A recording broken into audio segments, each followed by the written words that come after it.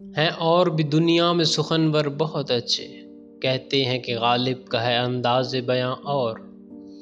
مرزا اسداللہ خان غالب کا شمار منفرد اسلوب کے حامل اردو زبان کے عظیم شعراء میں ہوتا ہے۔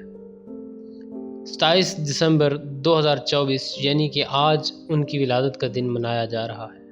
اردو ادب میں مرزا نوشاں کے نام سے معروف مرزا اسداللہ خان غالب کی ولادت آگرہ میں ہوئی۔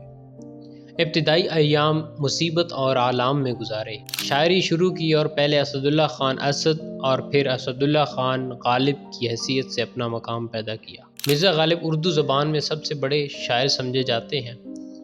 شروع میں فارسی اور مشکل اردو زبان میں شاعری کرتے تھے اور اس زمانے میں اسد ان کا تخلص تھا، تاہم معاصرین کے طعنوں کے بعد انہوں نے اپنی شاعری کا رخ بدلا اور اسے ایسی آسان زبان، تخیل، فلسفیانہ انداز میں ڈھالا کہ اس کے بعد ان کے مد مقابل ایسا کوئی شاعر نہیں آتا۔